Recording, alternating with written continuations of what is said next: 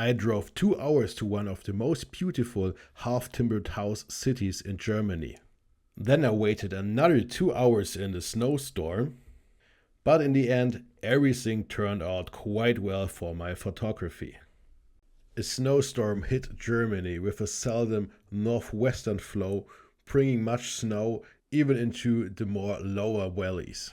So this setup was perfectly fine for my 2 hour drive to the city of Freudenberg, which is located in central Germany in a hilly landscape. The mountains in this area range between 300 and 600 meters, so the mountains are particularly not that high. I always start my tours well prepared, so the most important thing for me to check this day was the weather radar. You can see in this radar animation that there's a constant northwestern flow bringing rain and snow showers into central Germany. But you can see that the snow is not coming to all places. Some places are particularly hit with strong snowfalls, while other places are completely spared out by the snow showers. Hence, I made a detailed radar analysis to see exactly if the city of Freudenberg was hit with enough snow so that there is a nice thick snow layer covering all the houses for my particularly perfect winter shot. Another important thing is to always check on the weather stations if the temperature in the area you want to photograph your winter landscape has temperatures below freezing point. If not, you will find snow melting and snow falling off the roofs of the houses, and this is nothing you want to have to find a perfect winter landscape on location. When I arrived in the city of Freudenberg, there was an ongoing snow shower bringing around 2 inches of fresh fallen snow into the city, which was perfectly for the thing I wanted to do, because when you have a city, the problem is always that the snow melts on the roofs and on the car roofs, and after some time the snow in the city always looks bad. But in this particular case, you can see everything turned perfect and the city was a winter wonderland. I waited for years for the conditions we have right now here. There's such a thick snow cover. We hadn't in years so much snow in this area in Germany, particularly because of climate change. It got more seldom than before. But this specific town, Freudenberg, it's pretty famous for its so-called Fachwerkhäuser. It's a specific architectural style you can see here behind me, and the snow cover perfectly fits the style of the houses. And that's what I want to shoot right now here on this location. As I climb higher right now here on the stairs to this famous photo spot in Germany, you can see all the nice little houses here covered totally in snow. And yes, that's pretty perfect, because you can see the snow is still on the roofs because it's fresh snowfall. It did not fell off. And later on, the idea is to have all the city lights in the foreground to enlighten the scene for me.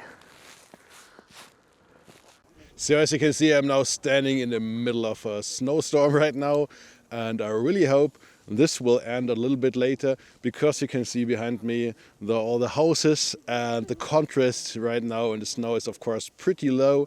And so my only chance is to hope later for a little bit less of snow, or I have to put up the clarity in post-processing so high to get some contrast back from that scene behind me. Well, now checking on my phone, I'm using the radar scope app. This is pretty much every time I need to look up something like snowfall or rain or thunderstorms, I'm using radar scope. I also use it for the United States, for the Great Plains, for storm chasing. And when I'm looking now in the app, I can see here this blue dot in the middle. This is my position, and you can see pretty much some more dense snowfall coming in here. But you see on the northwestern side of all of this there is a clearing, so this is just some time until the snow all will be gone, and hopefully I will be able to see the city behind me and take some pictures. So his snowfall is not getting any lighter, but the problem is that the blue hour is now setting in, the sunset was a minute ago, and hence the light is fading. And my problem now is when it's dark and we have the snowfall here and we will have the city lights and they shine into the snow falling here, then I have the problem that they will be so bright that I have no contrast anymore in my image. So I took now some photos I took from the location here, you can see. And the idea I have now is that when I take like 20 photos in the snowfall, and if I stack them, they have so less noise that I afterwards can get a little bit more of clarity out of my photos. And then I have a nice composition here, and I'm now waiting for the city lights to shine.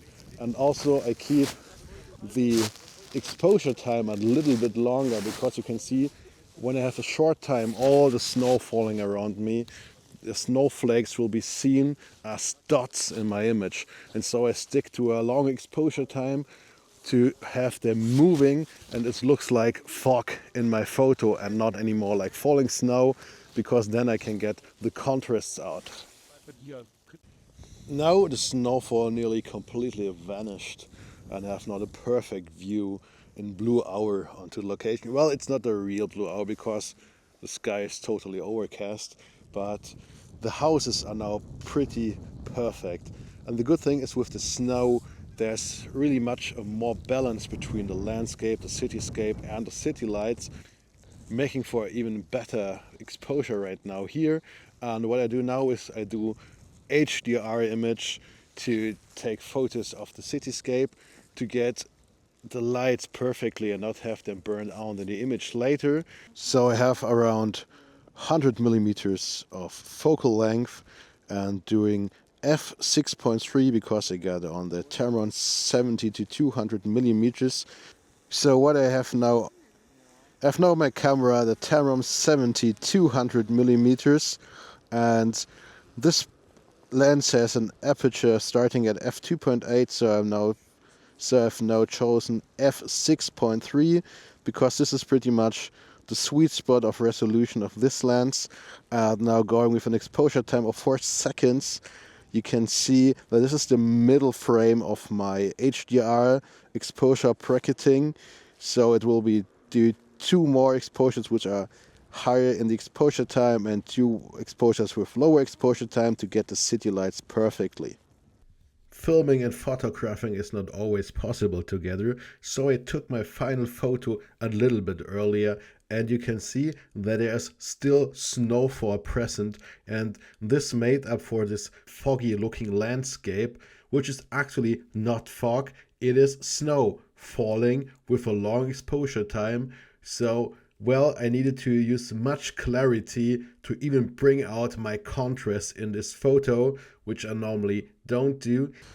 I'm now getting my drone into the air, and of course I keep my distance to the people around here and only fly in view distance to the drone where I can safely fly the drone over the city and not directly over the city, just to get a little bit higher of a viewpoint right now.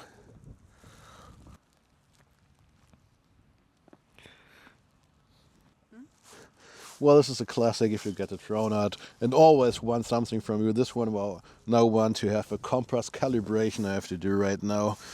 Okay, let's get it horizontal 360 degree. Alright, it didn't like that. I have to do it again. And now it wants a vertical 360 degrees rotation.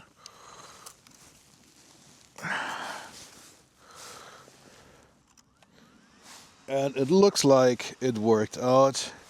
And now I can start. The drone shot itself is an HDR image to get out all the city lights perfectly into the image, because otherwise the lights would be totally blown out in my exposure here. So this is something you can do also with your drone. Just do an exposure bracketing and AEB and then put them together in Lightroom, and afterwards it will look like this. And at the end of this video, I wish you a good time and hopefully subscribe my channel for more weather related and photography content.